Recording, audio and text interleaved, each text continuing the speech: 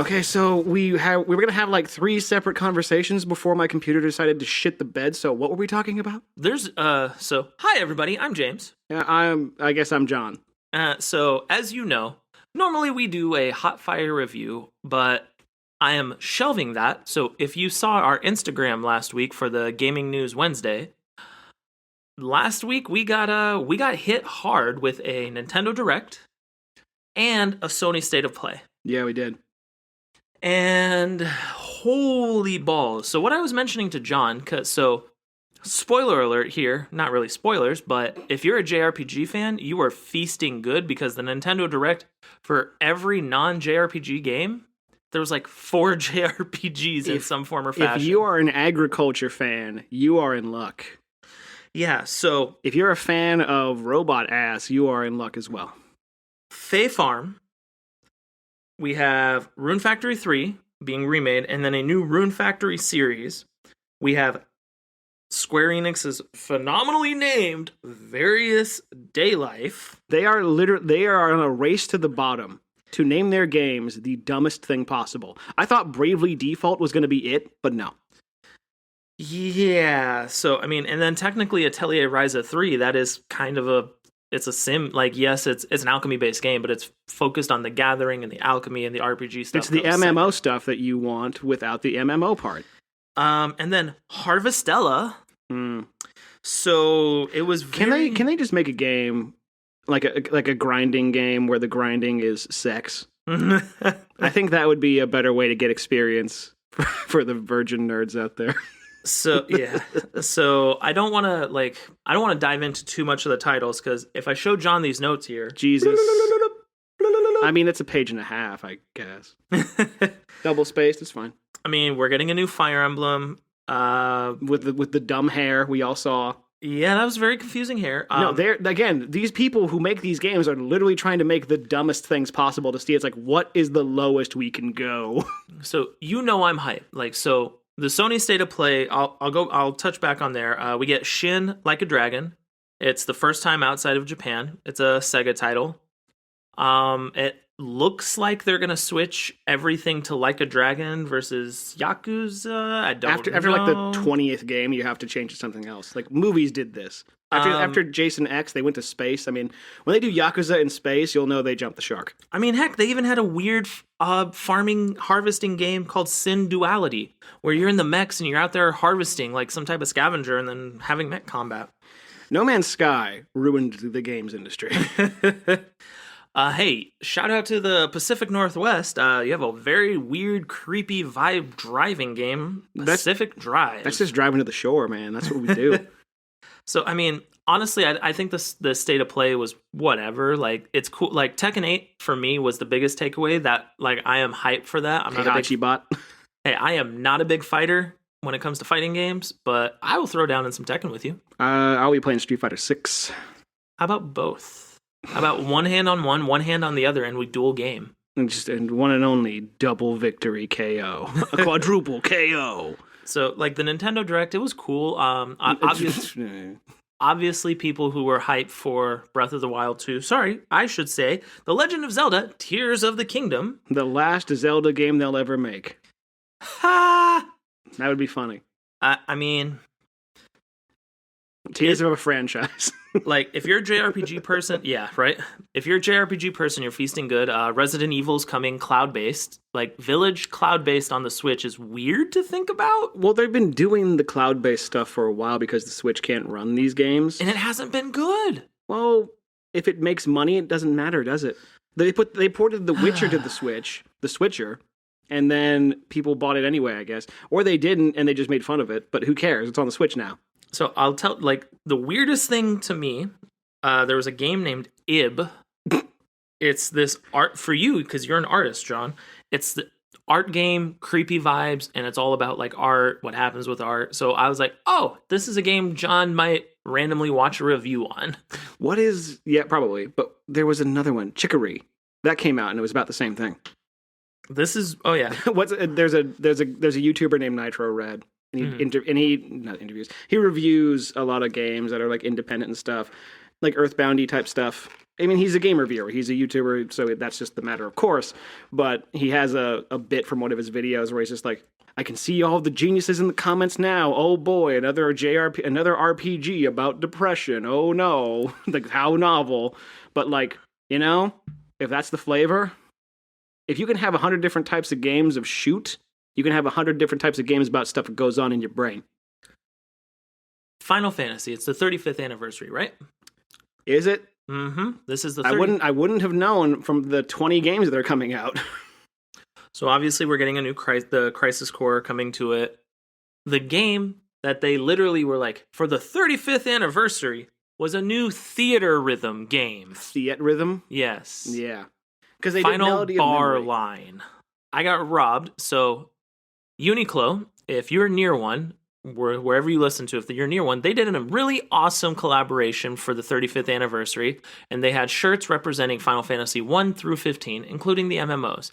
And all of them were like iconic for what it was. Including the MMOs. Even me, even you. But I'll tell you the weirdest one I saw, the Fist of the North Star fitness boxing game? What? That made me upset. Because we got 2 Fist of the North Star games, and they were like Muso type games, and they weren't very good. But we got The Lost Paradise, which is basically a Yakuza game with Kenshiro, and that's great. So, what the hell? I see him walk out, and I'm like, oh my god, we're getting a new Fist of the North Star game, right? And then it starts doing fitness boxing. Like, are you kidding me? That was one of my favorite anime watching when I grew up.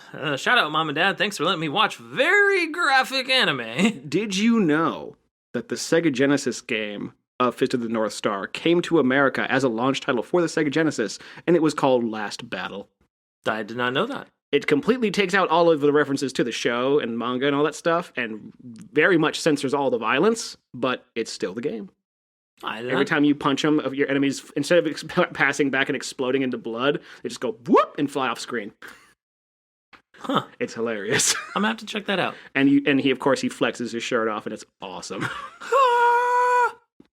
So I'm gonna say something that could be a hot button issue. Octopath Traveler. When the first one came out, obviously you've seen reviews and everything by this point. What did you think of it? I never played it, which is a shock to a lot of people, I'm sure. But one of the things that I routinely saw in terms of critiques of the game is, you know how in like Mario Brothers you can jump on a Goomba's head, and that's meant to be like, the entry level enemy, and it takes like not even a second to kill. Yep. Get out of the way. Killing like a level 1 slime in Octopath takes like 5 minutes.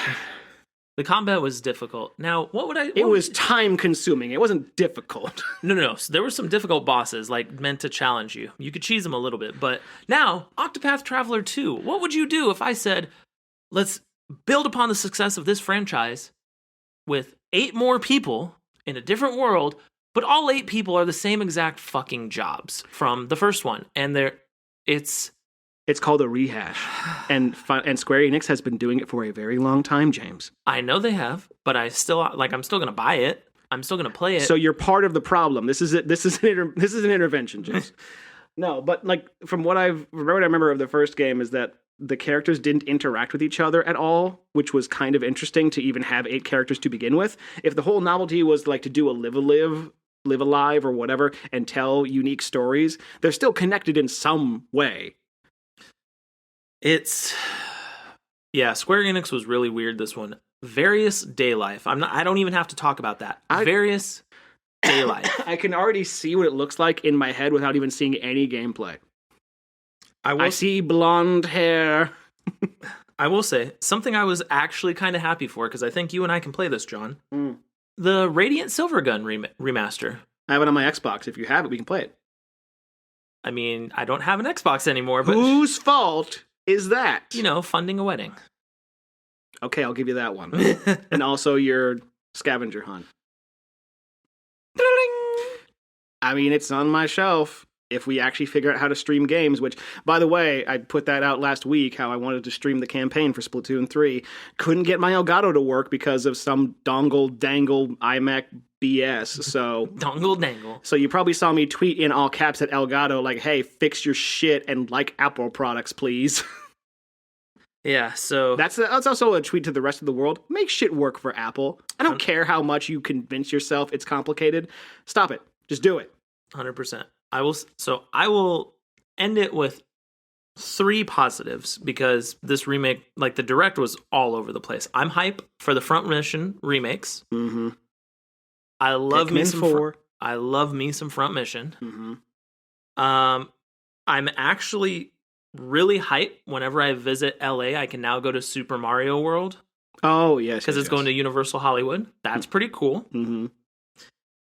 And the biggest shock, Nintendo at one point was like, hey, here's some new 64 games you're going to enjoy. Mario Party 1 through 3. You're going to get 1080 snowboarding, a classic. Excite Bike. Yeah. You're getting you can play as Pilot Vanilla Wings. Ice in that one. Yep, Pilot Wings 64. You're getting a Pokemon Stadium 1 and 2. And then they hit us with, oh, by the way, we forgot one mention. We forgot. Screen goes black, and you hear the GoldenEye steps, and then you hear the da da da da da da da da. I can't do it. Yeah, acapella, yeah. You see James Bond come out and shoot you, and it's the best time you've ever had. And this is going to be ridiculous because this was the JRPG Direct. I am most hype about GoldenEye. I think we're hitting a turning point with you. Right? Took me long enough.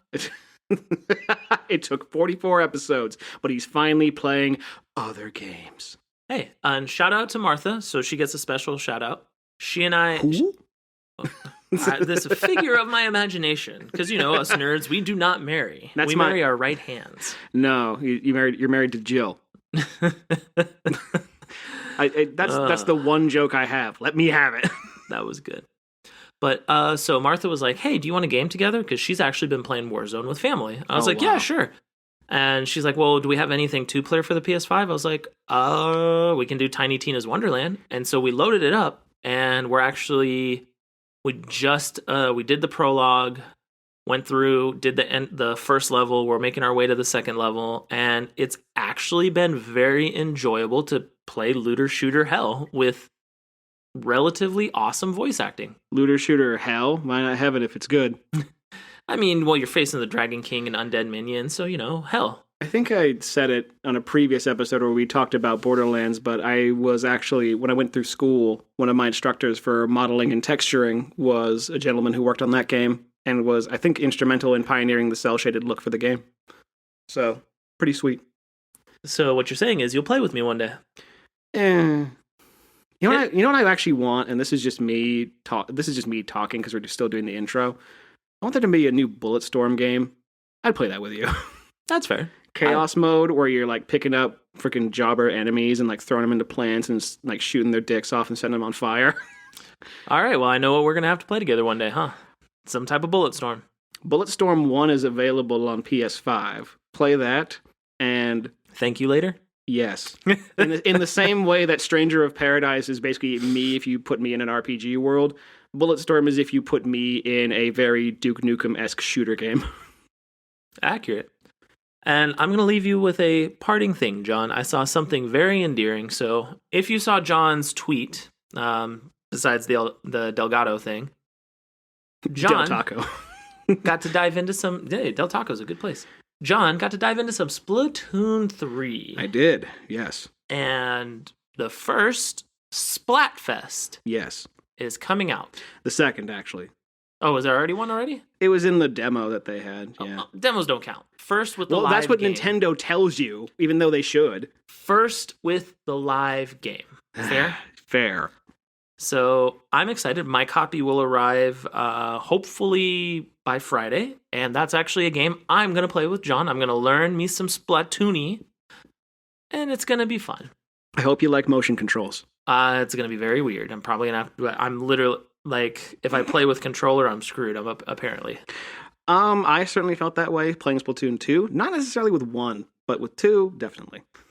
With 3, we'll talk about it more in the episode, because it's funny you bring up Splatoon 3. One of the episode topics that I pitched was because of the release of Splatoon 3, and we're recording this, after it came out, obviously, because I've played it, but seeing the response... Not only in just, being in corners of the internet that are already excited for it, but seeing like, oh yeah, they broke the domestic 1-day 24-hour sales record of games in Japan with Splatoon 3. The last game that did that was Final Fantasy VII, and the game before that was Dragon Warrior. And the fact that Splatoon 3 has gotten so big as to sell like 3.3 million copies day one in its home country is pretty nuts, especially because, and this is where we'll start to get into the topic of today's episode after the break, of course, but playing Splatoon 1 on the Wii U of all places felt like you were part of a secret club, and seeing the entire world kind of just latch onto it does my heart good. So I think with the release of this new game, it'd be good, it'd be, proper, it'd be good. Yeah. I think a burp was trying to escape at the same time. But no, I think it would be apt to give a bit of a brief history and a post-mortem to Splatoon 1 and 2. Not saying they're dead games, but just saying that that's what you do when the new one comes out and they think, okay, what did we learn? So, when we come back, we will pay our respects to our fallen brethren, Splatoon 1, Splatoon 2, who have paved the way for this wonderful, squiddy, inky, glorious game that is Splatoon 3. Let's get sloppy in here. Squid noise. That's actually an emote in the game. Crazy. No, but all I hear is when I think of Splatoon 1 is, see you at the crossroads. We'll be right back, folks.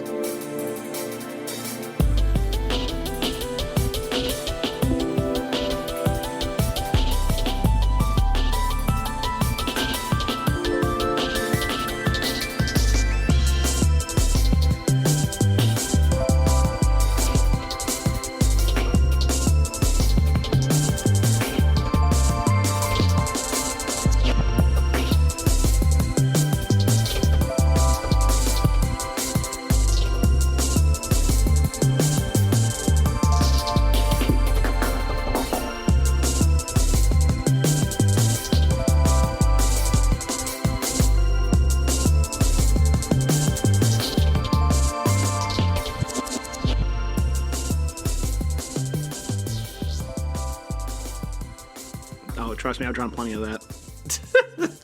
Okay, we're gonna do a different intro, but it's my podcast, Ma. I'll say what I want. TikTok. I like corn, mommy. It's corn. Did he say it? Is that I don't TikTok? Is that actually a thing? I have a video to show you. Oh God. It's actually very endearing. It's nothing bad. Okay, good. I will trust you on this. Now, before I want to go kill myself, let's talk about something that makes me happy. So, welcome back, everybody. We are going to talk about Squid Game, but not that Squid Game, the better Squid Game. Well, hey, actually, shout out to Squid Games. They dominated at the Emmys. Good for them. Hey, that means season 2's coming. Good for John Squid Game. And you know what the best part is? Everybody else got a love for PlayStation because he modeled the masks after the PlayStation buttons. Yeah, I remember that being a thing, and I remember it being stupid, so I just tried to forget it. And there was no... what button wasn't there, John? I just want a picture. I want there to be a Photoshop of the guys from Squid Game. It's like square, triangle, circle, and then a drawing of dick butt. I think that would actually make me watch the show.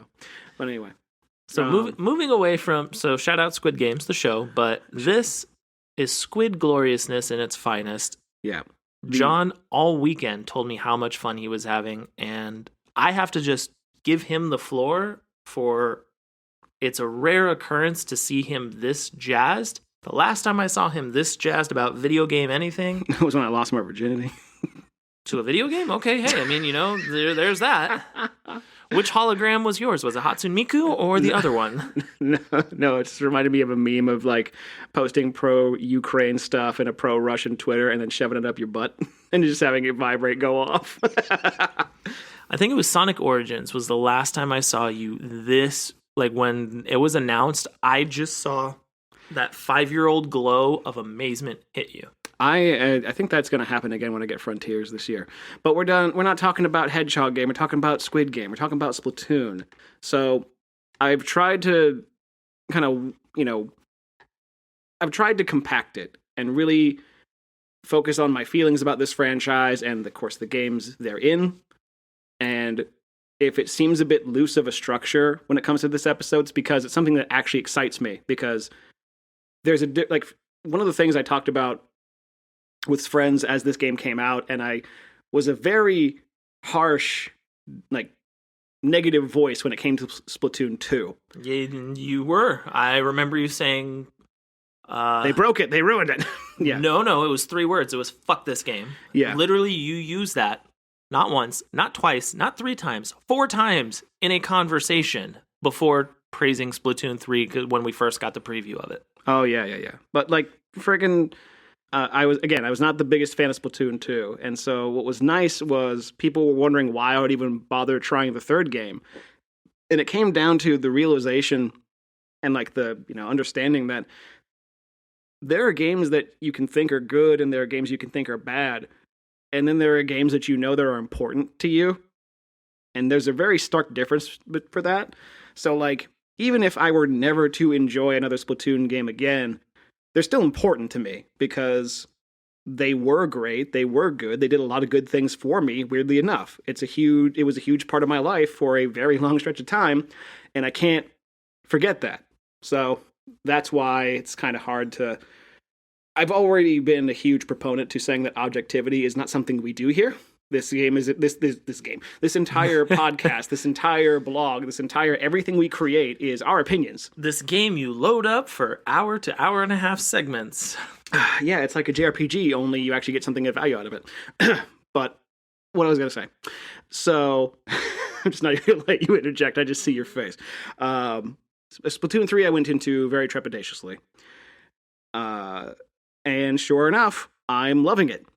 And I think the reason why is because a lot of the magic that felt was missing in 2 is back. I think that because of just... it's interesting to kind of think about it, but it's easier to explain. So in Splatoon 2, they have these little parties every once in a while where everybody can pick a side of a team. Do you like cats or do you like dogs? Pick a team, and then you represent that team, and then you play against people online, and then the people with the most wins win like a little prize in the game, right? They're called Splatfests. And for the previous 2 games, they've used the final Splatfests to affect the development of the next games. So at the end of Splatoon 1, there were 2 characters who were predominant in the story. Their names were Callie and Marie. They were the people who read you basically the maps and were in part of the story. I won't go into all the details about it just for the sake of it. But can you speak Squid yet? No, because it's just Japanese with a weird filter. That is the bleeps from the Herculoids, and that is very racist. But no. But so the final Splatfest for that game was, the characters versus each other, Callie or Marie, right? So you chose your side. Yeah, you chose your side, and I still firmly believe that the extra 1% that Marie won by was entirely because of me, because I was kicking ass. But when Splatoon 2 was announced, the story mode... Tooting that horn, I see. I'm yanking that ink. I am freaking jerking and sloppy... that ink. Turns out all I need to do was some squid sloppy. Ew. Suction for life. Oh, God. Tentacles. You know where this is going. Tentacool. At least the squidlings. At least the inklings are like people. A little bit. You're going to keep distracting me because I have too much fun actually talking about this. But anyway, the final Splatfest in the first game led into the story of the next game being like, oh, the person who lost that Splatfest, they've gone missing. Where'd they go? And then the story revolves around, in the single player campaign, revolves around that, right? That's kind of a cool you don't really...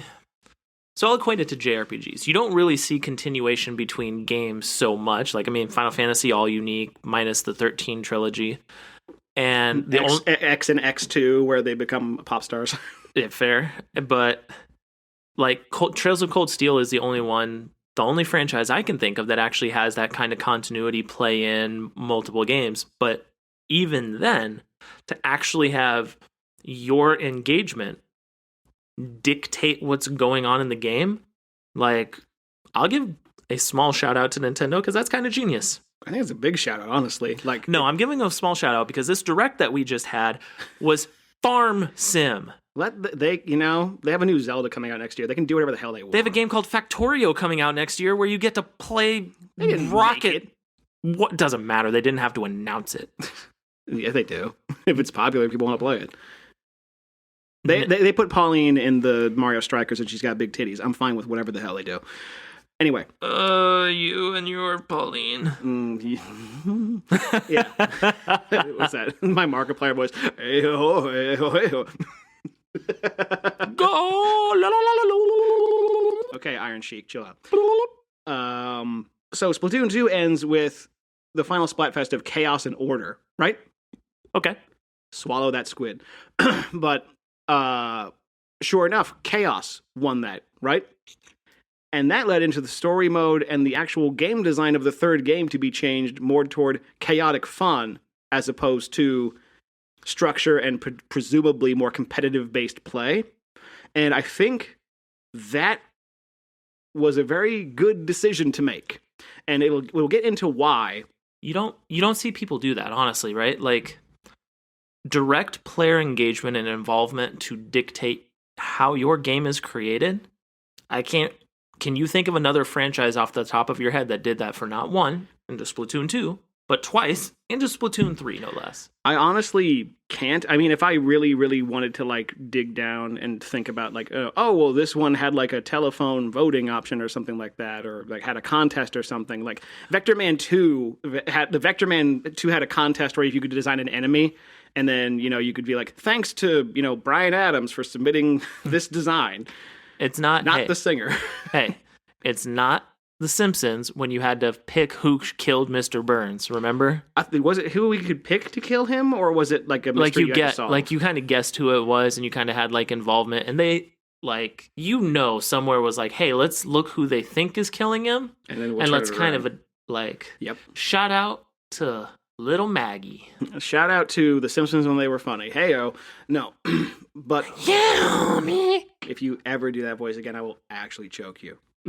But so, getting back on track here, leaning more into the chaotic fun of Splatoon 3, I feel that was more akin to what Splatoon 1 the experience was supposed to be, because Splatoon as a franchise is a very unconventional shooter. Instead of focusing on things like KD ratios and kills and all that kind of stuff, you focus on inking the turf. Because you're squids, you have ink, and the goal of the game is every 3 minutes in a turf war, you basically spray paint around and make a big old mess, and whoever makes the biggest mess wins.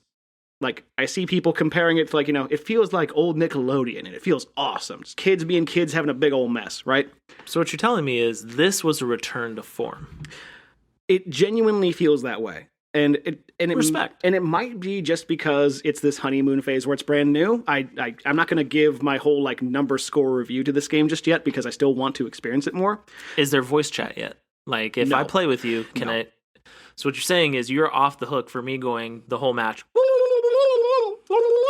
Unless you want to actually text me that, which I think it would just be a giant blue speech bubble of just capital O's, but whatever. And L's. It's troll. You mad, bro? You mad? I will admit. So for this topic, I went out. I watched a bunch of reviews for Splatoon 1, like the history of this, that, everything you could imagine. Did the same for Splatoon 2. My little sister, her best friend. So weird Splatoon story for you. Okay. So her best friend lived in Arizona. They met playing Splatoon. Found each other social media wise. Weird life stuff happened. My sister drove out to Arizona to pick her up for spending the holidays together. Now that person lives in Florida and is engaged to my brother. Weird. That's a weird thing in itself. Dude, like what's weird is that I can tell you the exact same story because when that game came out and I saw that there was a group, like, this cabal of new fans and people who wanted to be a part of this, especially across social media, across the Tumblrs, the Twitters, the DeviantArts, the whatever, a lot of creative people, I made my Discord group, which I've mentioned, I think in passing a couple times on this show. like I made my Discord group to basically be like, hey, do you like this game and want to actually voice chat? Discord's a new thing. Come join this server and we play every weekend. And that group has still been active for 5+ years. People have met like boyfriends, girlfriends, and stuff like that.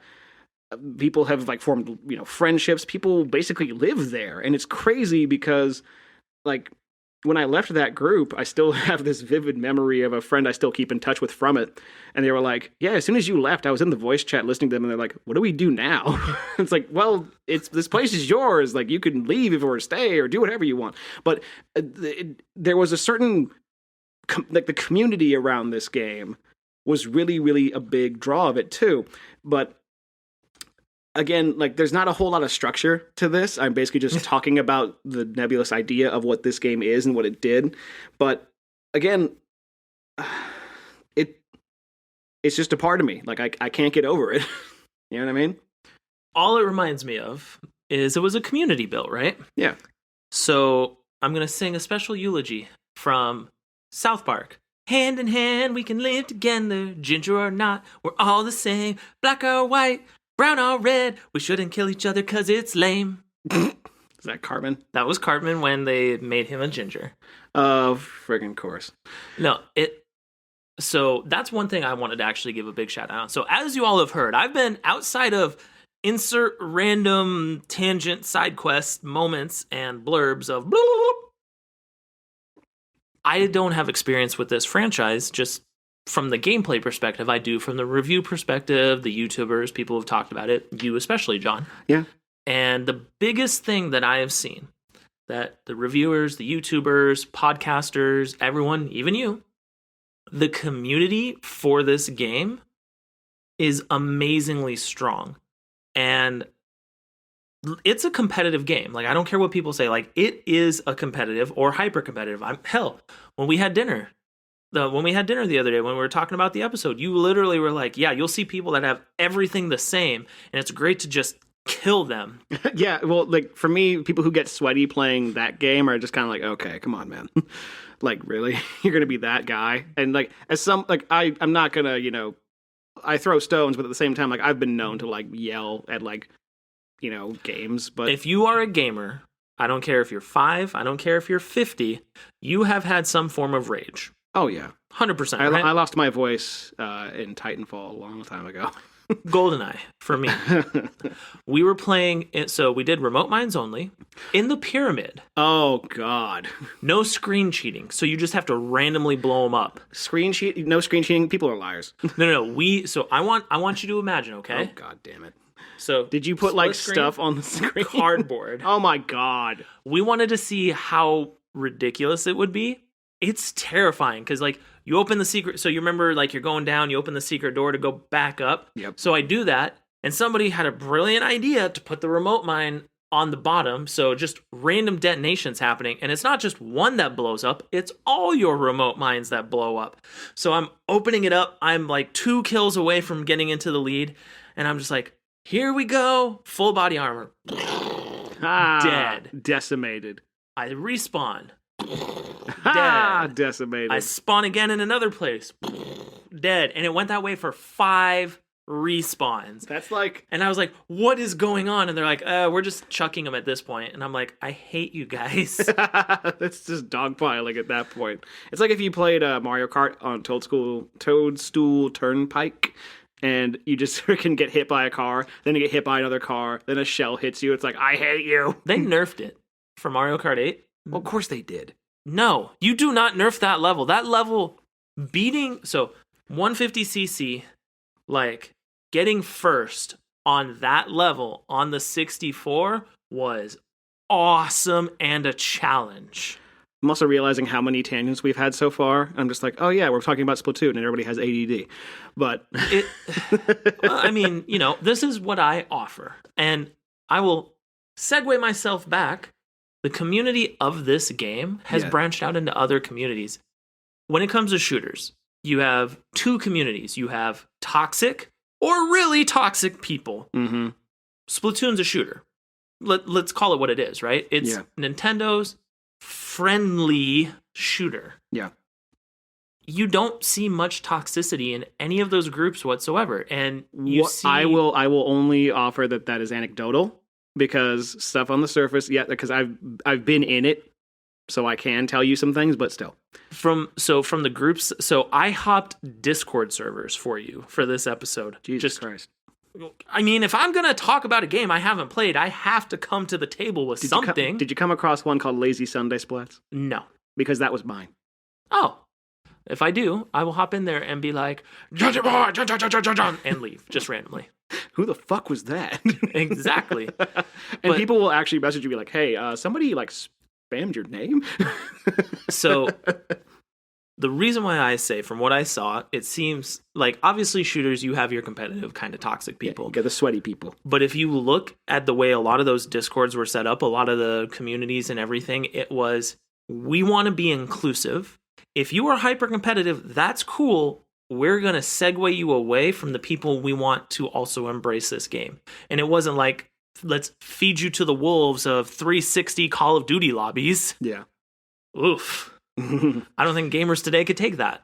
We're too soft now. We got to go back to yelling the N-word at each other over Xbox Live. John, do you live at Thunderbird's Way? Yeah. That video is great. Is your mother? Do not make fun of my mother. Okay. That shit's funny. Every time I see that video, it's great. I'm going to reel us back in here and give this episode some structure. So I've given my impressions of 3. Mm-hmm. I've given my impressions of the franchise. Let's get down to some brass tacks first. So Splatoon was a new franchise from Nintendo. It is the first new character-based franchise from Nintendo since Pikmin. That was in 2003, 2002? When we're finally getting Pikmin 4. Yes, we are. And good for them. We're also getting Pikmin Pokemon Go. They've already had that. It's fine. But what I thought it was only in Japan. No, I think it was... Did it come over here? I know they partnered with Niantic on it. Well, because why not? I mean, hell, Niantic had Ingress, Niantic Pokemon Go. Might as well just Niantic Pikmin. Why not just make walkers of everything? They did it with Dragon Quest. So put slimes everywhere. I just had a big brain moment. Okay, how about Splatoon walker? And it allows you to lay ink. Allows you to lay ink, so you get to see the world with ink. But if you do it enough, you unlock unique in-game items. Nintendo, call us. We don't know how to program, but we know you do. So anyway, okay, let me get back to the show. I tailored it to Splatoon there. I know, but let me get back to it, okay? So a new franchise from Nintendo immediately generated a lot of excitement. Knowing that it was a shooter, a multiplayer shooter that's online, also generated a lot of excitement. So people really came into it thinking, what the hell is this game going to be? Is it going to be fun? Hopefully, because it's Nintendo. They don't make not fun games, usually. Star Fox Zero. I mean, Dragon Quest Swords. How's that a bad game? Also, did Nintendo make that one? There were not good. I mean, Nintendo didn't make it, but still, it was on the Wii, and it was arguably the worst Wii game I've ever seen. Besides Sonic and the Secret Rings, apparently. Oh, you're playing that. No, I am not. If you solve this streaming issue, you're going to play that. I want to make sure that you get the carpal tunnel I got when playing that game. So I do want to give Splatoon 1 a shout out. So obviously, I missed the Wii U generation, right? Like, I didn't come back to console gaming until 2019. The Wii U was like a secret club for a lot of people. We got a lot of really good games. And it's now the number one thing to collect for. So your collection is spiking. I have like 2 games for it. Oh. I have moderately spiking. Well, I have the console that's kind of busted. I have Nintendo Land, Mario, Splatoon. I have Nintendo Land, Star Fox Zero. God. Oh, you also have Rodea. No, I got rid of that one. Good, God bless, but... God bless, because why? Why? I was working in the banking industry at the time, so I wasn't in the military yet. I was working for Wells Fargo. And this is my first Splatoon memory, and I wanted to share this with you when we mentioned... Because I figured you would mention the birth of a franchise, right? Right. I'm working at Wells Fargo. This little girl. So you remember when the game came out, like at GameStop, you kind of had those little squid hats as well as like a... Yes. You remember those, right? Uh-huh. So picture 6-7-year-old kid, and she has that, and beaming, just a bundle of joy. And they come over, I do the customer service thing, I'm helping them out with their account, and the mom was like, you can tell him, it's okay. And I'm confused for a second, like, wait, what? Like, is there something on my shirt or something? Right? And then she's like, have you heard of the game? And I'm like, well, what game? She's like, Splatoon. And then she goes on like this 5-minute diatribe of just that pure wonder as a kid. From you with Sonic 1, Sonic Spinball with your brother, me with Conker's Bad Fur Day with my brother. Yep. And it was awesome. I actually, I don't work for there anymore. I used my company time and computer to kind of look at what that was. Good. And for me personally, in that time frame, obviously, so Splatoon 1 came out. It was what, like 2000? It was 2015. So 2015, your Final Fantasy 15s, your other big things, the PS4 is taking off, the Xbox One is limping off. Yeah. They're saying we don't need Kinect anymore. It's okay. And Nintendo's kind of like this bastard child of the video game race. And they pulled the Dreamcast with the Wii U, I feel. that was the first time. Oh, sorry. I just banged the table, folks. Why did I apologize on air? I don't know, but I did. I'm sorry for hurting myself. Seeing Splatoon 1, like seeing that look of wonder. So it almost caused me to get back into console gaming because I was getting frustrated with having to keep up with the Joneses for Magic the Gathering. That's an expensive hobby. Oh, balls. We'll give you your own episode to just talk about Magic. Hey, and we'll completely tank our viewership or we'll completely spike it.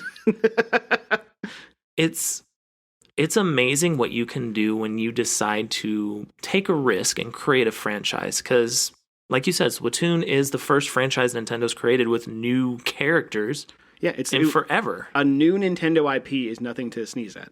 And I'm not talking about like the 3DS, like Rusty's Real Deal Baseball. I'm talking like a flagship, first-party, AAA flagship game. Like, it's not something you see every day. So that's what generated a lot of excitement for it. It's what made me want to play it. I love shooters anyway, and the aesthetic looked cool. And I remember actually having the very vivid thought of when that game came out and being a person who is just online and in artist communities and stuff like that. And, like, you know, being part of, like, Sonic OC communities and, like, Steven Universe communities and stuff like that. Seeing Splatoon as this brand new thing, I'm like, I want to be on the ground floor of this. And for the most part, I was. So it was pretty sweet to kind of witness it grow naturally. And, you know, shout out to all the people who I still stay in touch with because of that game. Like, I met my ex-fiance because of that game. Like, that's nothing to sneeze at, man. That game did a lot of good things for me. And I don't want to turn this into, like I kind of wanted to save the personal reflection stuff to the very end. I really did want to get to the brass tacks of it and be like, even for the fledgling Wii U console, that game sold over 5 million copies. And it wasn't like, I don't think it was like a pack-in game for very long, or at least for a brief period of time. I know that there was like a Splatoon Wii U that was black or something. I don't know. But the fact that it still managed to be a very critical success and a very like sales success on a basically dead console is pretty sweet. And so I remember having some of the most fun just playing that game, meeting friends, and being a part of that entire scene, man. Like, that's all I can really say. And to know that the scene ranges from like the age of that little girl all the way up to the 30-somethings like me, and we can all have fun with it, is freaking great. Speaking of that scene, did you know in Japan that people literally create mock-ups of the guns and then go participate in concerts? Concerts? So I wanted to pull this up for you, okay? Well, pop stars are really intrinsic to the brand of that game. Splatoon is so popular that residents in Japan build working models of the in-game paint guns and host multiple events, including holographic Callie and Marie concerts. Oh, the concerts. Yeah. Like, and KK Ryder's there too. KK Slider, what the fuck is his name? It is insane. And yeah, man, like they Hatsune Miku the Squid sisters. I mean, big facts. Also, fun fact for you, it is one of the top 3 online played games in Japan. What's number 1? League of Legends. Oh. You ain't taking that. Like, no. Nobody's taking that over. I hope Dota is like underneath it. No, Pokemon Go. Oh, fucking course. Well, mobile games in Japan, the cultures, whatever. It's like my brain is scrambling, like bing, boom, boom. Like, you know, they have a fun mobile game scene. We do not. Well, it's the same. It's gotcha games. It is, But did you also, fun fact about gacha games, did you know there's also a series of gacha games in Japan that actually have zero money and the gacha is just happenstance of luck, not actual monetary earned gacha games? They actually do mobile game right in Japan. They also do it very, very wrong. But anyway, whatever. So I'll wrap up what I can really say about Splatoon 1. Splatoon 1 was a breath of fresh air in this whole new, exciting entry. So everything that they did with it was brand new and exciting. New maps, new guns, new ways to play, new story mode stuff, new Splatfest, new everything. Being a part of that and just kind of being a part of the scene when that stuff was happening was freaking great. And like... You were a part of history. Sure. Like, so think about it. I took part in history. I was not a part of. So think about it. Like when we were growing up, like we were kind of a part of video game history in the sense that you were there for when Sonic 1 hit. I was like 3. Like we were there for like the advent of video gaming starting to actually become popular in households versus, you're the freaking nerd. Oh, that still happened up until Madden. And then it's like really like you literally got to live a new IP's history. Because outside of that, yeah, we get occasional like shooter IPs, League of Legends, things like that. BioShock, Assassin's Creed, Far Cry. But nothing had the staying power of Splatoon for community. Well, it's funny because like for community, okay. I was gonna say the other franchise I've made, like Assassin's Creed, they announced like 20 new games just like last week. Assassin's Creed! Japan now. Assassin's Creed, Baghdad, cool. Whatever. It's all they need to do is merge, like... Let's call it Ass World. I mean, facts. Hey, Ubisoft, if you're listening, Mr. And Ubisoft. They are. Mr. Guillemot. This is what you need to do with your Assassin's Creed franchise. People are going to play it, no matter what. Merge it with other ones, pay out the licensing fees. Imagine Assassin's Creed in a Final Fantasy world. Imagine Assassin's Creed in a Zelda world. Imagine the trailer where Metal Gear Solid 4, Old Snake, was wearing Altair's costume. Remember that? Mm-hmm. Oh, don't think that they're not trying that. Don't think that they have not actively been trying to do that, and the reason that their culture is so toxic has been the reason why they don't. We are talking about literally everything else. Again. Well, so Splatoon 1, farewell. See you later. Splatoon 2, John. All right, well, you know what we're going to do? We're going to take a quick break so I could potentially drop in some Splatoon music right here, because those are some straight-up bops in that shit. And I can actually tell you fun facts about Splatoon 2 from an anecdotal perspective. All right, we'll get into the Rise. We already had the Rise. Now, for me personally, we're going to have the Stumble, and then we'll take you home, so don't worry about it. Well, we took him home first. We took him straight to bed. No dinner. Fuck you. You get no T-bone, but daddy's. More like the ink sac. Hey, yo. Okay, we'll be right back.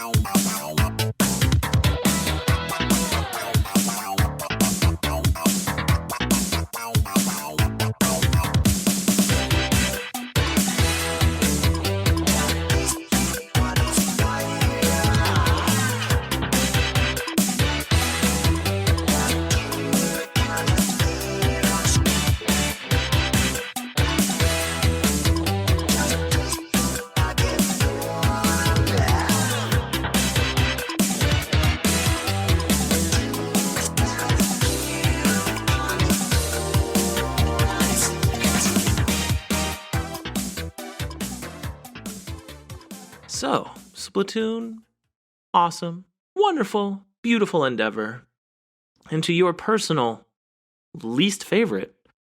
And I've not heard you talk about a game with this much displeasure from a franchise you enjoy. Outside of Sonic and the Secret Rings, of course.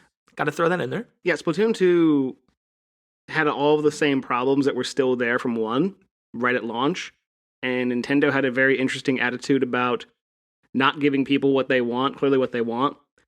And it felt like the specials were not as special, and a lot of the stuff about it that was just not as fun. Their idea of more variety in their single-player mode was like, hey, we're gonna force you to use a weapon you hate. And there was just a lot of stuff that 2 left a bad taste in my mouth with. If you could quantify it with one thing being the thing you were the most critical of, what was it with Splatoon 2? So here's the thing. The novelty and the mechanics of motion controls are not my favorite thing in the world.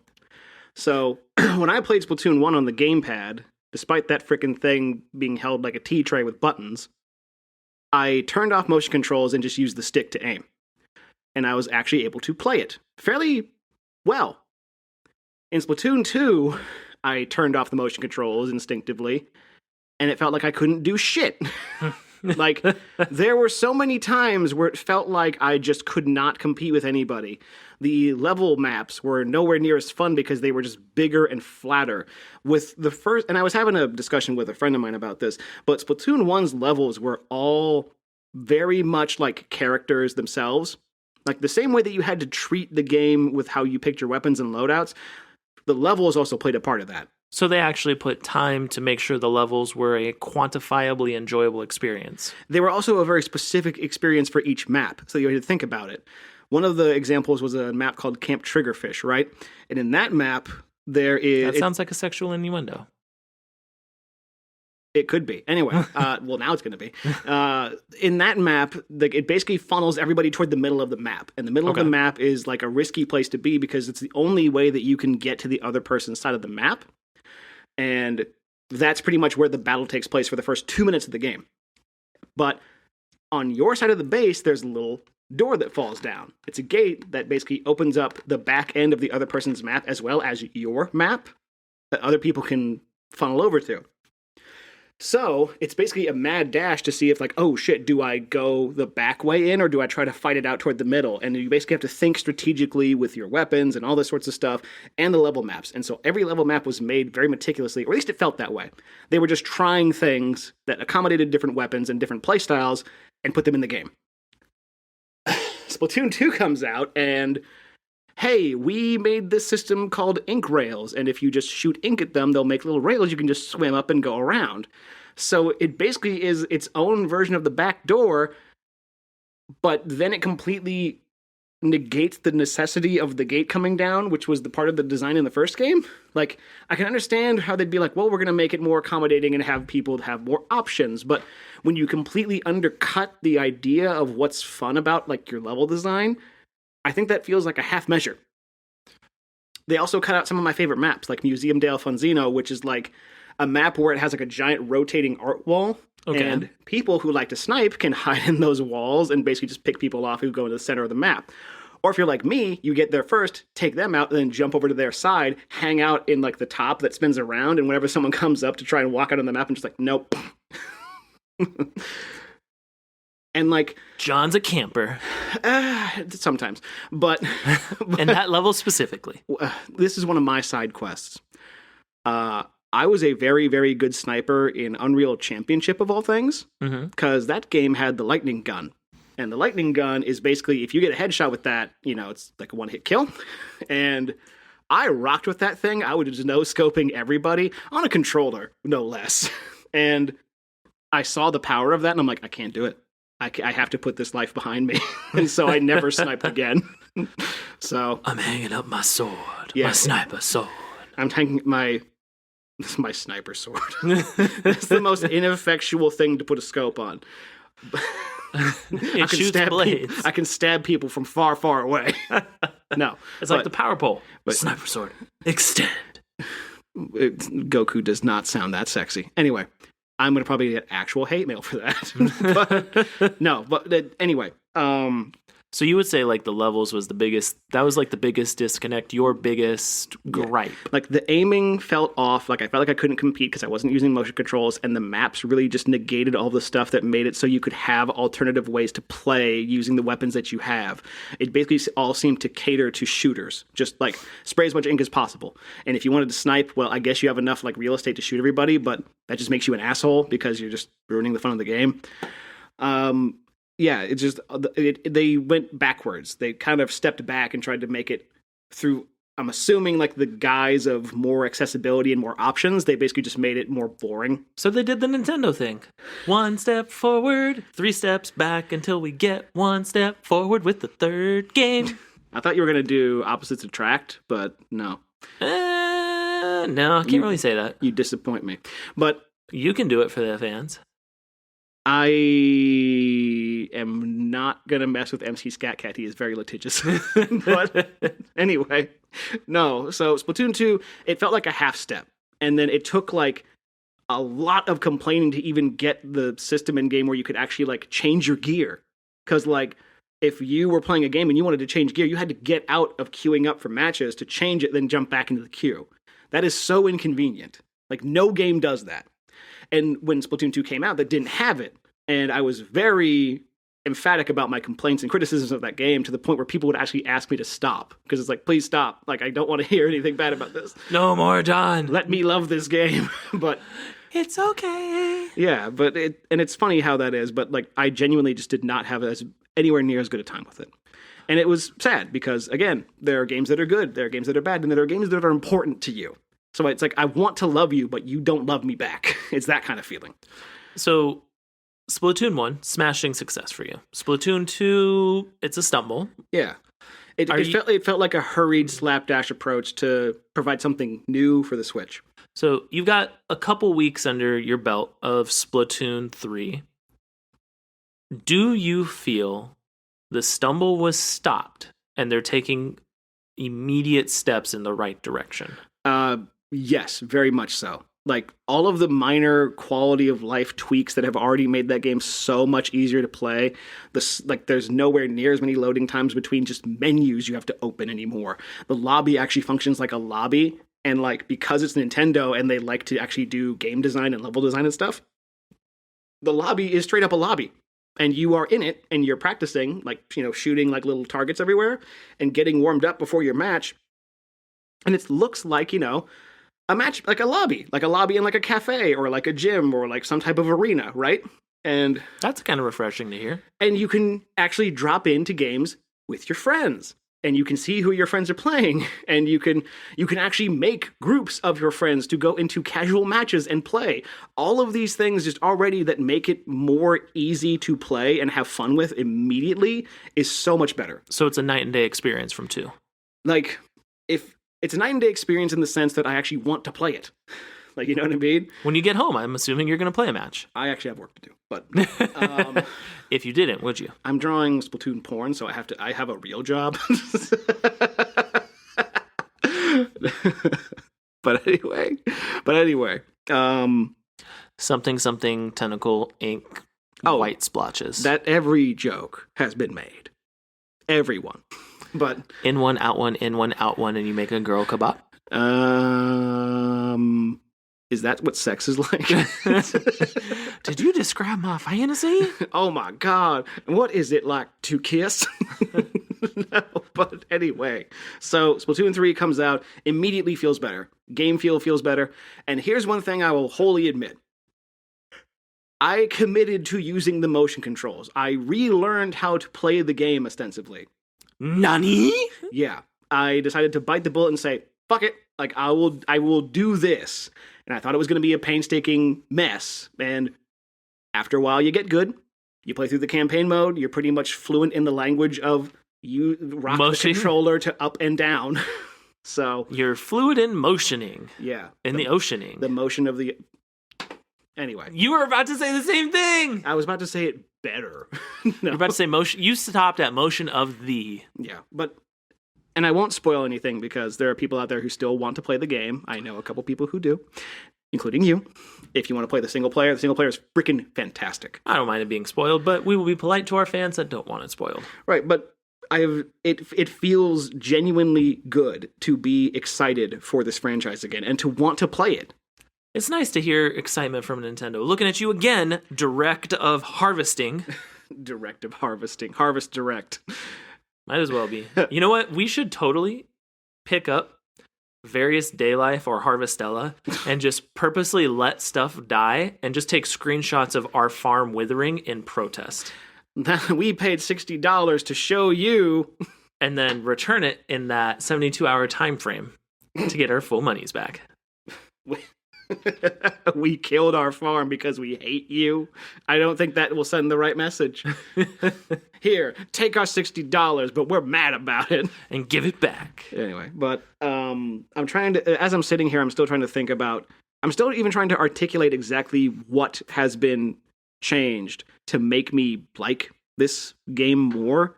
And it just feels better. From what it sounds like, each iteration, some polish has happened, be it good or bad. The first one's obviously the first one. It's the experiment. It's hit or miss. We succeed or we fail, right? Yeah, and like it felt like you were part of that discovery. It was great. And then 2, they put some polish on it, but it wasn't the polish you needed. So a lot of, we'll just use the easy man's term, a lot of the quality of life that you would come to expect from something that is multiplayer-centric is non-existent. And then you also turned your multiplayer experience to where you took away from the gravitas of the experience. What it felt like to me is that they tried to cater it to a different demographic, and a demographic of people who wanted to make like an esport out of the game, which they really didn't do. Hey, fun fact. Air Force has an esports team you can apply to. Do they play Splatoon is the question. I think their one and only team member. I think I saw that they are looking for so Splatoon, obviously Call of Duty, Dota, League of Legends, Magic the Gathering, and like 2 others. So please tell me every other branch is doing this. Yes, okay. Actually. Like it's literally like a special duty, and for like 3 years you're just video gaming. Do it, John. Live the dream of all nerds. You know, I enlisted to shoot terrorists. In Call of Duty. See, yeah. So can you just imagine the shitty little kids playing Call of Duty and saying horrible things on their headsets actually joining the military and doing that? Could you fucking... We've come full circle. America is going to hell in a handbasket, folks. I mean, stay tuned for Politics with John and James, our new show, the new Hannity and Combs. Oh, no. I think, honestly, it's nice to see Nintendo giving love to franchises that aren't their mainstays. Well, it's funny because now it is. So it is now, but in the grand scheme of things, it's still the new kid on the block, right? Sure. Even Golden Sun has been around longer than it. Right, but also Golden Sun didn't sell 3 million copies in one day.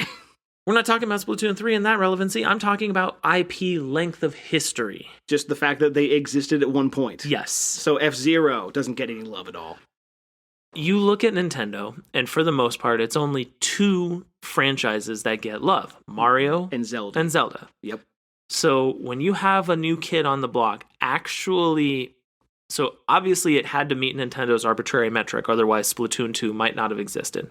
I don't know if they still do that. Do they? Is that still... Do you have inside information? No, there's deep dive. You can go deep dives for people who have worked for Nintendo of America, everything like that. So the arbitrary metric isn't as arbitrary as it was. Like I mentioned Golden Sun. Because Golden Sun 1 and 2 did not meet arbitrary metric, Camelot got shifted to Mario Golf.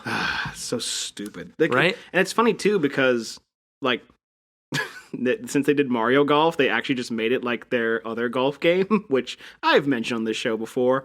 You ever heard of Battle Golfer Yui? Yeah. But they still have some form of that arbitrary metric, especially when you're talking about the grand scheme of things. Mario Kart 8. We're at what? Almost 40 million copies now, right? Oh, it's way more than that by now. So we look at Breath of the Wild, Mario Odyssey, like... Even ARMS made 1 million. Like, where's ARMS 2? Where's the second arm? So... In this game, you have 3 arms. Where's your third? Where's your fourth? Hey. But when you think about that... New character, Donkey Punch. My special move. The DP Smash. Mushroom Stamp. Oh, man. My move, DVDA. But in the grand scheme of things, Nintendo's numbers are skewed in a way that is insane. Because you look at the top 20 selling video games of all time. Remember when we deep dove that a little bit? Like, yeah. A majority of them have been on the Switch. Like, They have so many entries. So, And those were only eclipsed by what were mainstays, like the original Mario Brothers, or so the fact that Splatoon is the new kid on the block, it just, as you mentioned, 3.45 million copies day one Japan. Yep. That's insane. That's basically Japan's Grand Theft Auto 5 moment. GTA. On a smaller scale, not $800 million worth. I was to say GTA. I think a GTA of Splatoon would be kind of fun. You just ink everything and like splat bank cops. Cars explode into ink. Yeah, just freaking. Oh, that'd be awesome. Listen to us, Rockstar. Listen to us, Rockstar. Make a GTA for kids. They already did. It's called Bully. So, oh no. But where I'm going with this, obviously Nintendo's always they're still gonna be Nintendo, right? Love them or hate them, Nintendo does what Nintendo wants. Yeah.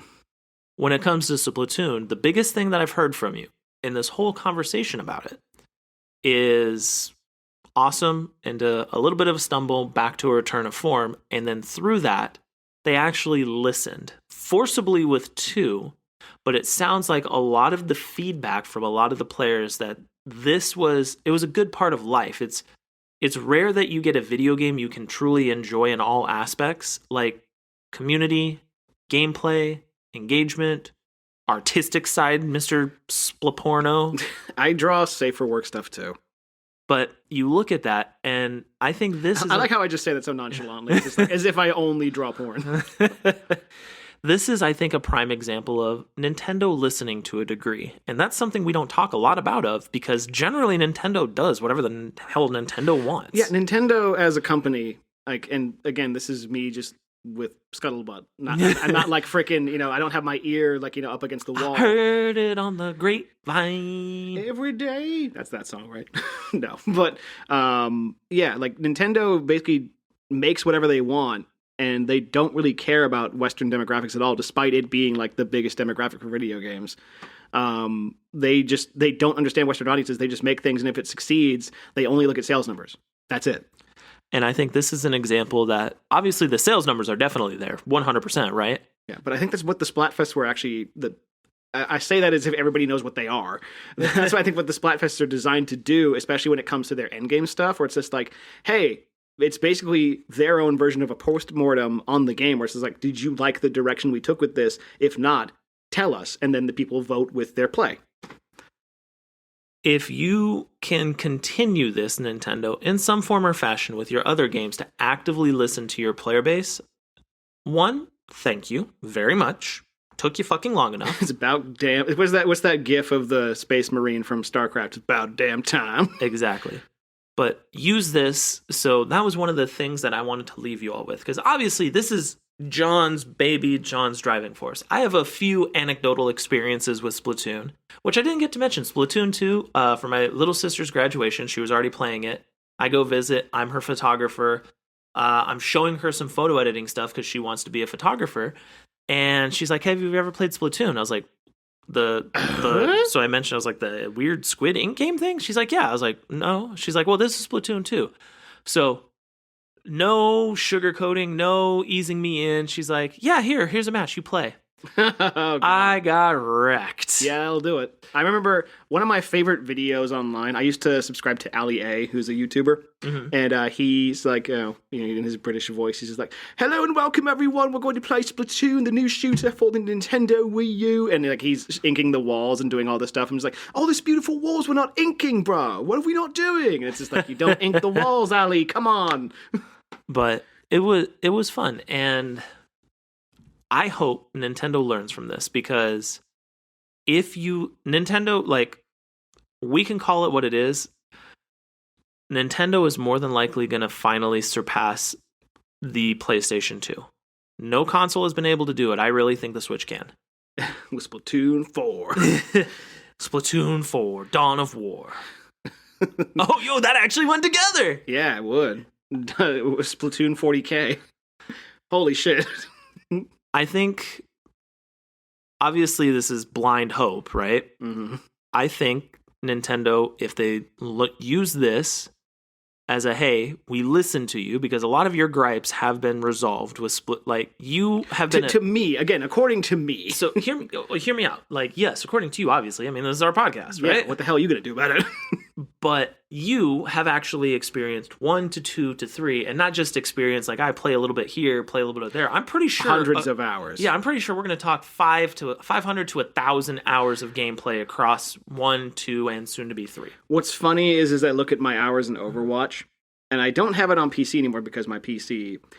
Kaputskied. Funny alcoholic story. But no, I look at the hours I've played on my Xbox alone, and I compare them to the time I spent on PC and all that stuff. That's across one game, whereas I probably not doubled that, but somewhere very close to it across 3 games. And that's why I say they fixed a lot of the wrong, because I'm pretty certain a lot of the issues you had were similar for a lot of people. Loadout sucks, especially in 2022. Yeah. Let alone 2017. Yep. So let alone 2015. Mm-hmm. So I want to end this with a very positive. Splatoon is a wonderful experience that you all should enjoy. I will be getting my copy in so I can actively learn and then be a positive force on the team and not just die. Trust me, it's... And, like, that's another thing, too, is that because I've definitely had my sweaty, salty moments, and they're not fun. If you are a newcomer to this, please take this game as a fun toy where you make a big old mess, because that's the attitude I try to play when it comes to this game. And sometimes the opposing team does not want to do that, and it brings out a very bad side of me. The get good mentality doesn't really need to be in a game like this. Yep. Dumb. There's a scale between dumb and dumb and fun, and there's dumb fun right in the middle. Let it be dumb fun. Let it be dumb fun. Please, So, let us have this one. So that's been our take. You sweaty old bitches. Oof. Hot take right there. Before we proceed to the fun part where we shower you with affection and love of @Games with John and James on Instagram. Please shower Facebook, us with fiction and all that stuff. YouTube. John has still been doing an amazing job uploading episodes there. If you're the person that likes to listen on YouTube, go for it. Yeah, if you like to look at my dope graphics I made them for you. They're for you. It's like I have Jimmy. It's like I have a roasting pan, and it's like I spent all day on this. So, what are your thoughts? We definitely want to hear it. So reach out to us all across Twitter, Instagram, Facebook, anywhere. Yo, I'll put a poll up on Twitter tonight. So, is this better than Splatoon 2? Or is it kind of one and the same? Are you going to get it or are you not? Like, we want to know. And if you do, let us know across all of the social medias so we can actually enjoy games with you. Yeah. It's games with John and James, but it's also games with the world. Hand in hand, we can live together. And that, my friends, is called Callback. And we'll end on that one. What do you say? Yeah. I mean, I can't think of anything else, right? Like, other, it was a wonderful, wonderful, wonderful experience. I am probably going to go and finish my work and play more of the game tonight. So, that said, I'm John. And I'm James. This has been Games with John and James, and stay fresh, don't get coached off the hook, and all that other stuff they say in the video game. Exactly. And just remember, hand in hand, we can live together, ginger or not, we're all the same. Bring black down or the white, volume knob. brown or red, we shouldn't kill each other, 'cause it's lame. Unless it's in Splatoon, then it's okay. Where colors matter the most. All right, bye, everybody.